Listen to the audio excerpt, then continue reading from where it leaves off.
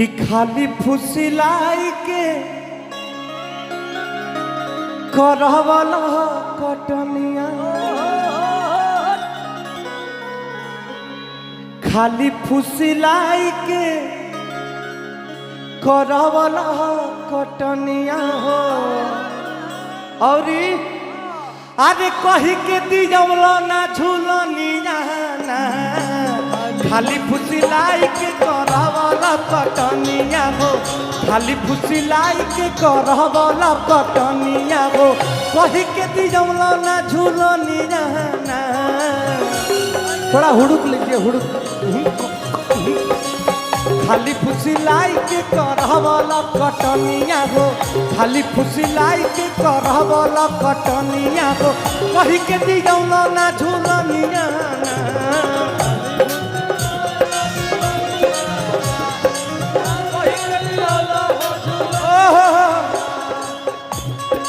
अब तो सुना,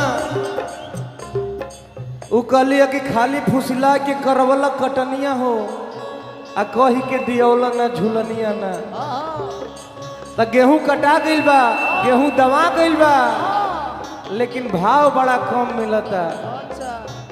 तब भैया कहले सब गेहुआ के भाव तनी बढ़े दे तू धनिया हो, गेहुआ के भाव तनी बढ़े दे तू धनिया हो।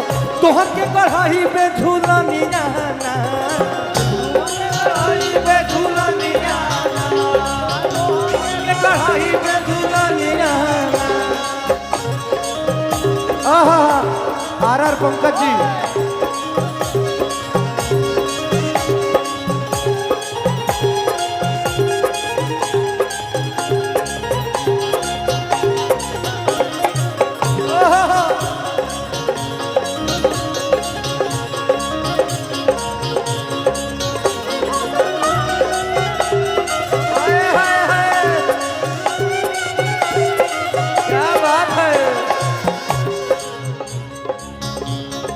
अब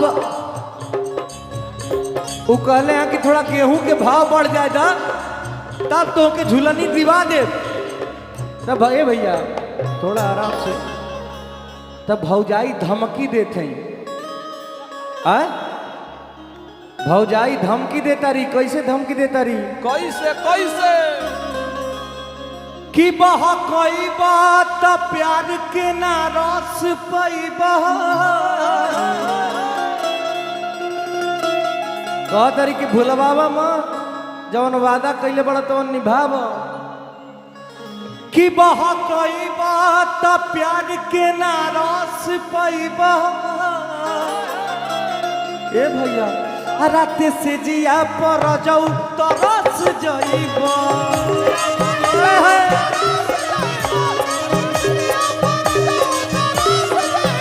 बह कोई बात प्यार के ना रस पैबा। रात से जिया पर जाऊ तो रस जाइबा।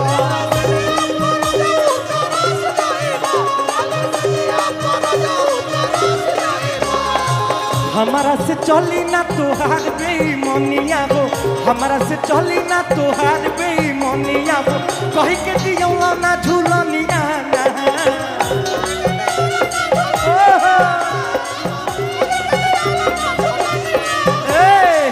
गेहुआ के भाव तनी बढ़े दे तू धनिया हो, गेहुआ के भाव तनी बढ़े दे तू धनिया। तोहर के कढ़ाई पे झूलनिया ना।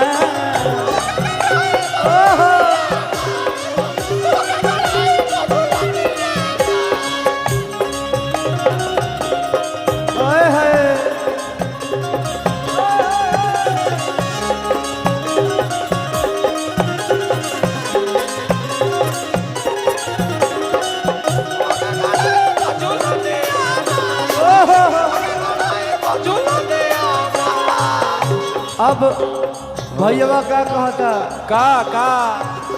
कहता कि सोना कितना महंगा बजाना तारू तू। ना अरे हाई गेहूं भइल बा, आ एगो झूलनी किने में पूरा गेहूं चल जाई। अभी सस्ता बा, थोड़ा धीर रखो, धीरज रखो। ए भैया कहले भैया कि बड़ा सस्ता बा बेचे में खोल जाई हो,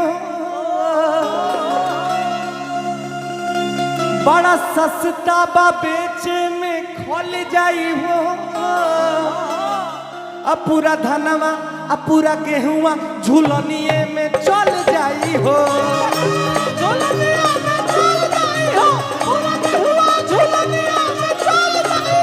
बड़ा सस्ता बा बेचे में खोल जाई हो, पूरा गेहुआ झूलनिए में चल जाई हो।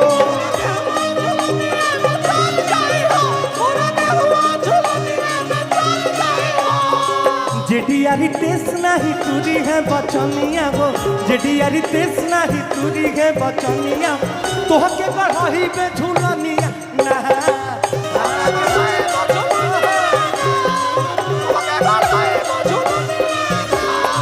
धनवा के भाव तनी बढ़े दे तू धनिया हो, धनवा के भाव तनी बढ़े दे तू धनिया हो, तोह के गढ़ही पे झूलनिया ना